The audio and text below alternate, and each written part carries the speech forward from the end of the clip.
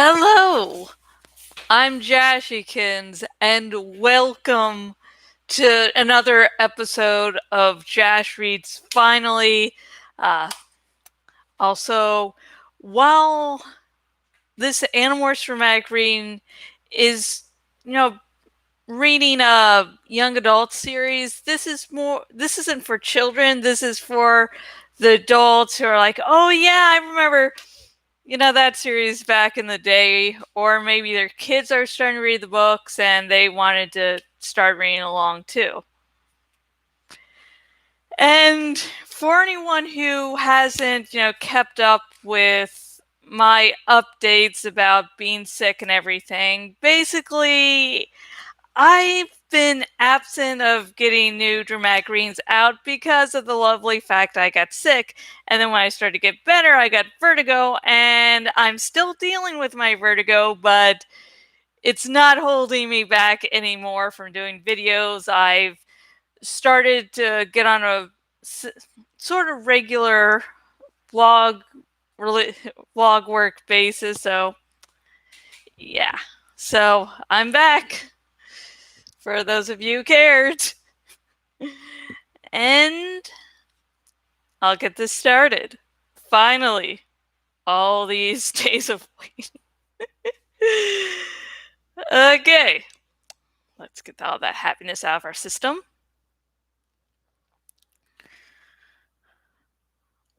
Almost there, Jake said. Another couple of minutes. Even in thought speak, I could hear the tension in his voice. I felt something like a cold hand squeezing my heart. Then a noise against a background of noises. But this noise was one that the owl's brain wanted to hear.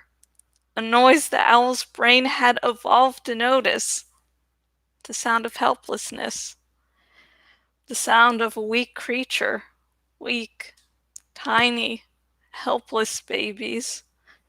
There!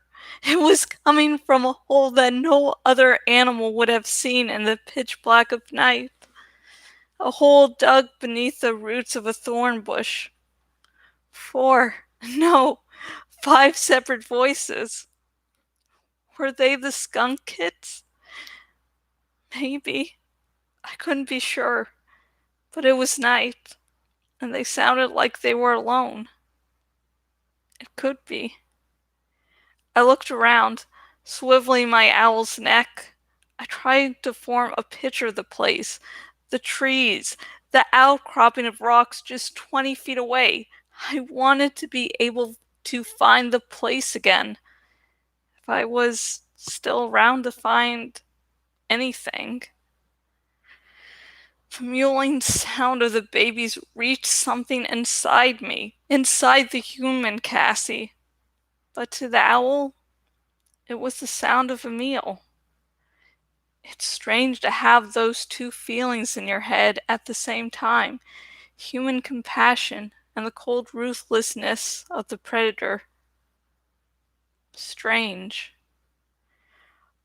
Okay, Jake said a few seconds later. Here. We swooped low and landed. I started to demorph quickly. Didn't want to feel that predator in my mind anymore. Not right then. The world went dark as my human eyes reemerged. The forest was a darker, quieter place to Homo sapiens. I looked around and couldn't see any of the landmarks I tried to spot. I would never find those skunk kits in the dark. Not with human eyes, anyway. Maybe by the light of day, I could come back in the morning. If... Okay, we have to get as close to the edge of that compound as we can, Jake whispered. We can't be spotted as humans, but we can't morph termites too far from the building. Termites don't exactly move fast. I I have a suggestion, Prince Jake, Axe said. Axe is under the impression that Jake is the equivalent of an Andalite prince. A distraction, he continued. We could give the Yerks something to chase. I knew instantly what he had in mind. An Andalite? I asked him. The Yerks would not be able to resist, he said. You could end up very dead that way, Marco said. No, Axe, Jake said. We need you inside. There may be your computers in there. We need you. But distraction isn't a bad idea. Jake looked at me. Anyone want to volunteer? It would probably be safer than going inside. He was offering me a way out, a way to avoid having to become a termite. I should have said yes. I wanted to say yes. I couldn't do it. I couldn't take the easier way out. Okay. We draw straws. All except Axe. He goes in regardless. Jake pulled up 4 strands of tall grass.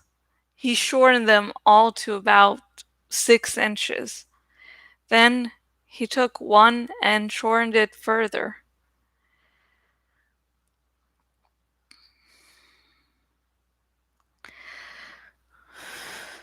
Short straw plays tag with the Yerks. He concealed the bottoms of the straws in his fist. Next time, let's play some other game, Marco said as he drew a straw. Yahtzee, maybe. I don't like games that involve life and death. One after the other, we each drew a straw, a long straw. I looked carefully at the straw in my hand. Yes, it was a long one. Jake looked shocked. He held the short straw. We were all shocked. Somehow, it just seemed automatic that Jake would be there with us. Marco grinned. Sooner or later, we had to try a mission without you, oh great and fearless leader. Marco could joke about it, but none of us felt right going in without Jake. Now, it was too late to change that. Okay, Jake said briskly. You guys know what to do. I'll use the wolf morph. The Yerks will be on the lookout for wolves. He started to walk away. Then he stopped and looked back. Be careful, all right? Go ahead, Mom, Rachel said. We can handle this. At least we hope we can, I muttered. Jake walked away and was quickly out of sight. Okay, we have to be ready as soon as Jake starts making trouble, Rachel said. We hear something go down. We run toward the perimeter of the compound, staying just back in the trees, morph, and hope we can find the way to the building. What do you know about these termites we are morphing? Axe wondered. They're like ants, Marco said. Actually, they're related to cockroaches, I said. I looked them up in one of my mom's books. They have a society like ants, but roaches are closer relatives. They eat cellulose, the stuff in woods, uh, the the stuff in wood. Uh, Bacteria in their guts digest the wood. The worker termites they they eliminate their waste, and the soldier termites kind of eat it. I think, judging from the termites Tobias brought us, that we are going to be morphine soldier termites.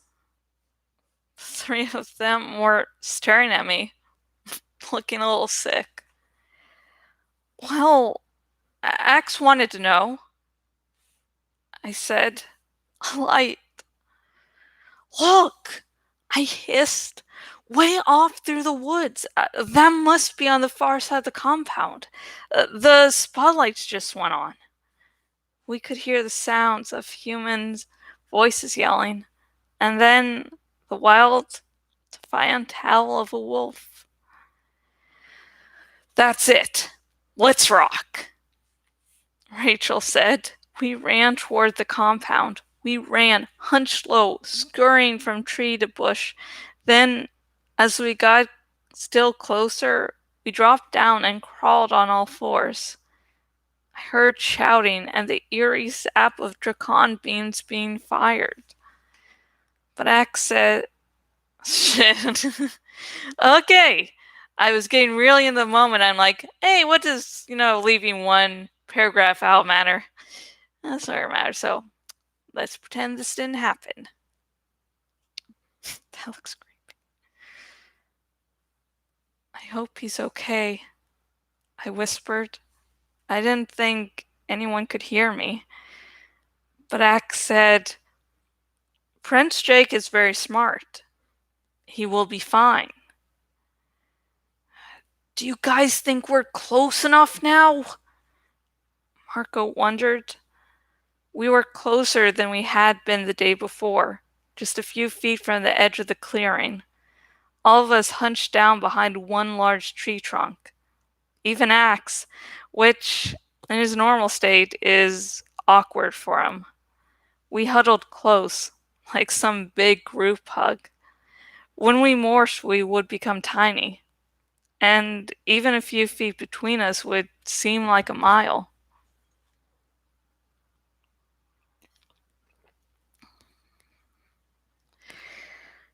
Time to go termite, Rachel said. She had her arm around my back. I was already sick with fear, afraid for Jake, afraid for my friends, afraid of the very thing I was about to become. Can I just say that this sucks? I muttered. Amen, Marco agreed. We were shoulder to shoulder. My head touched his. And then, as my very bones rattled and my teeth chattered from fear, I began the process that would dissolve my bones and melt away my teeth. Down, down, down. Falling, falling forever. It was like I had jumped off the Empire State Building and was falling. Yet even though I fell, I never quite hit the ground. I was going from a girl of less than 5 feet to an insect less than a quarter of an inch long. I was becoming something that could have crawled inside my own ear. Already the others who had been so close seemed to be a long way off. With my eyes still mostly human, I could see Rachel's face lose its features and bulge out. I saw the monstrously big mandibles spring like black, sideways tusks from her mouth. And then my eyes went dark. I was blind. And I was glad. And that's the end of that nice, happy chapter. The Animorphs are going off on an adventure, and things are really going real great there. Real great. So, well, good news is Cassie found the baby skunks. So, good news. Bad news is she's morphing a termite trying to break into some yerk thingy-majig, so that's like good and bad, good and bad. I do like, as I think I might have said on the series before, I do love Jake and Cassie's relationship because I can really relate to it. Just, it'd be nice and subtle. It being like Jake's like trying to get his girlfriend, or girl he wants to be a girlfriend at this point, out of trouble. And then she's like, damn it. But now that I made up this bullshit excuse of why Axe can't be the one, I have to, keep this going. But yeah. So, let's see. Okay, it's been a while, but I know I do ask people questions to answer at the end of each video, and you guys never do, but I'm still doing it for whatever reason. And the question today is, what is one animal you would never in a million years want to actually morph? Where if you were like part of this Animorph team and like Jake said, okay, we're morphing this animal today, that you'd be like, nah, no, I'm cool. I'm gonna have to hang this one out. I have to, watch paint dry. It's very important. Like, what animal would just make you go, nope, nope, nope, nope, nope?